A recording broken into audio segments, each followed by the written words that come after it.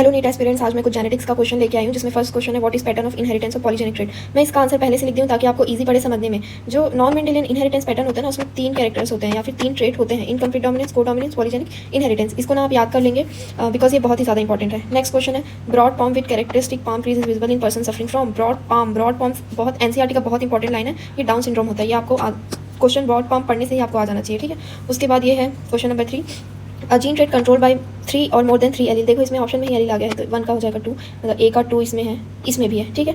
उसके बाद a single trait control by 3 और more than 3 genes, okay. A single gene exhibit multiple phenotypic expression, तो C का हो जाएगा 1, ठीक है। और सी का 1 किसमें है, इसमें, तो इसका आंसर क्या आ जाएगा, फर्स्ट आ जाएगा, ठीक है। तो इसका आंसर हमारा फर्स्ट आ जाएगा, okay. Next question, who noted that behaviour of chromosome was parallel to behavior of genes and used chromosomal movement to explain Mendel's law। Mendel's law को किसने एक्सप्लेन करा, क्रोमोसोमल जीन और क्रोमोसोमल मूवमेंट्स के through. तो इसको किसने explain करा, Sutton and Boveri ने। और एक्सपेरिमेंटल पूछेगा तो टी एच मॉर्गन आ जाएगा, लेकिन ऐसे तो सटन एंड बोवेरी इसका राइट आंसर हो जाएगा, ठीक है। उसके बाद नेक्स्ट देखते हैं, नेक्स्ट क्या है, which of the following can be explain on the basis of Mendel law of dominance, ठीक है। कौन कौन सा हमें एक्सप्लेन कर सकते हैं। Out of 1 pair of factor 1 is dominant and other is recessive. ये कंप्लीट एनसीईआरटी की लाइन है, ये बिल्कुल सही है। Alleles do not show any blending and both the characters appear as such in F2 generation, okay. ये भी सही है या नहीं है, ये लास्ट में देखेंगे। फैक्टर अगर in pair in normal diploid plants, तो ये ऑप्शन आपका सही है, नहीं ये सही है, ठीक है। The discrete unit controlling a particular character is called factor, right. The expression of only one of the parental character is found in F1 generation of ammonia hybrid cross, okay. ये ऑप्शन आपका सही है, नहीं बिल्कुल सही है। तो ए सही है और सी सही है, डी सही है, ई सही है। तो गलत क्या है, गलत है बी, ठीक है। ये क्यों गलत है पता है, क्योंकि ये ना सेग्रीगेशन के लॉ में आता है, ना कि लॉ ऑफ डोमिनेंस में। तो ये बहुत बेसिक सा पॉइंट है, लेकिन हम सब इसको कहीं ना कहीं मिस कर जाते हैं ना।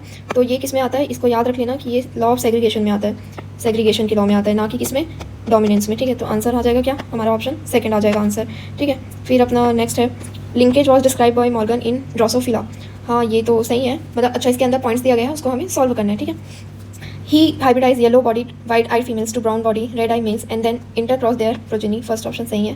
The ratio of F2 generation is same as that 9:3:3:1। इलान last का भी पढ़ लिया करो कि ना करेक्ट पूछ रहा है, इनकरेक्ट पूछ रहा है, ठीक है। तो उसमें ना करेक्ट पूछ रहा है, ठीक है। तो हमारा फर्स्ट तो हमारा करेक्ट है, ठीक है। फिर सेकंड गलत है। Third, the parental combinations are observe more than recombinants, okay. This is true line of NCERT. According to Morgan linkage was observe due to chemical, नहीं होता है यहाँ पे, केमिकल की जगह पे क्या हो जाता है, फिजिकल हो जाता है, ठीक है। फिजिकल वहाँ पे लिखा है, बहुत छोटा सा चीज़ है बट इसको याद रखने वाली है। All the genes present on chromosome have same efficiency to link, ये रॉन्ग है। तो आंसर क्या आ जाएगा, सेकंड ऑप्शन, ठीक है। ये आपको कैसा लग रहा है, आप एक बार मेरे को रिव्यू देना कमेंट में, एक्सप्लेनेशन या फिर क्वेश्चन आपको कैसा लग रहा है। 7 क्वेश्चन दिया, select the incorrect statement from the option given below with respect to dihybrid cross. यहाँ पे क्वेश्चन अच्छे से पढ़ना चाहिए, करेक्ट है इनकरेक्ट है, किसके बारे में दिया है, उसके बाद ऑप्शन पे जाते हैं। Tightly link genes on the same chromosome show high recombination, wrong. Genes far apart on the same chromosome show very few recombination, wrong। Genes loosely linked on the same chromosome show 100% recombination, wrong। Answer क्या आ जाएगा, answer आ जाएगा fourth. देखो इसमें ना याद करने वाला क्या है पता है, सेम में दिया है या फिर डिफरेंट में दिया है, ये सब एक एक पॉइंट, एक एक जो लाइन होती है ना, वो आंसर को सही या गलत कर देती है। फिर यहाँ पे 8th नंबर क्वेश्चन है, इसमें मैच द फॉलोइंग है। मेरा तो क्वेश्चन इससे बन जाता है क्लाइन फिल्टर से। क्लाइन फिल्टर क्या होता है, XXY एडिशनल X क्रोमोसोम, तो क्लाइन फिल्टर D का 2 हो जाएगा। तो ऑप्शन किस में दिया है, इसमें दिया है, ठीक है। तो D का 2 हो जाएगा। अब नेक्स्ट है ये गिवन फिगर डिपिक्ट्स, ये ना मैं आपको अभी अभी बताई थी, ऊपर में एक और क्वेश्चन आया था जिसमें ये ब्रॉड पाम वाला ऑप्शन था। तो ये किसके वजह से होता है, ये होता है डाउन सिंड्रोम की वजह से। इसको ना आप एनसीईआरटी में भी देखना कि सेम यही डायग्राम दिया है, और मेरा राइटिंग बहुत खराब है, please ignore this. Syndrome due to aneuploidy of autosome, right. Trisomy of 21st chromosome, right. Individual है 47 क्रोमोसोम, राइट। 9 का क्या हो जाएगा, 4 हो जाएगा। अगर मैं कुछ गलती करूँ तो मुझे प्लीज़ आप कमेंट में बताइए। मेरी एक सब्सक्राइबर ने तो मुझे बताया and she was right. I don't know he और she, but she was right। which of the following statement is are true with respect to sickle cell anemia, ठीक है। सिकल सेल अनीमिया के बारे में पूछ रहा है। The mutant hemoglobin of sickle cell anemia individual undergo polymerization under low oxygen tension causing sickling of anemia, yes very true, this is true line of NCERT। sickle cell anemia occur due to single base substitution GAG to GUG at the 6 codon of beta globin chain, yes right। देखो ये जो basic चीज़ें हैं ना, कौन से codon में हो रहा है, किस में से किस में कन्वर्ट हो जा रहा है, ये सबको याद रखना बहुत जरूरी है। Individual heterozygous for sickle cell anaemia HBS HBA are resistant towards malaria, yes true। so this will be our correct answer, okay।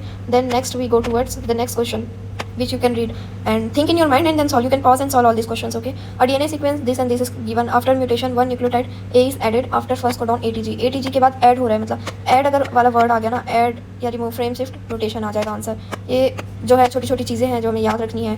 Which of the following strand required many RNA primer at the time of DNA replication. ये जो question है ना, इसको आप खुद से solve करना पता है। मैं करा तो सकती हूँ, मतलब मैं आंसर बता देती हूँ, पर आप खुद से सॉल्व करना क्योंकि मेरी वीडियो काफ़ी लंबी हो जा रही है, पता नहीं कोई देखेगा नहीं। तो 12 का 2 हो जाएगा। लैगिंग स्ट्रैंड में बहुत ज़्यादा लगता है ना। DNA strand directly involve in synthesis of all of the following except, किस किस में लगता है, और किस में नहीं लगता है ये पूछा गया है, सॉरी।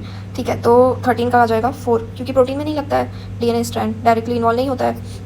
पैकेजिंग ये तो बहुत आसान है यार, इसको तो कर ही लोगे। तो भाई इसको सब कर लेना, और मेरी वीडियो शायद ज़्यादा लंबी हो रही है। Thank you very much. ये लास्ट वाला तो कर लेना, बहुत ही आसान है, बहुत ही ज़्यादा आसान, प्लीज़।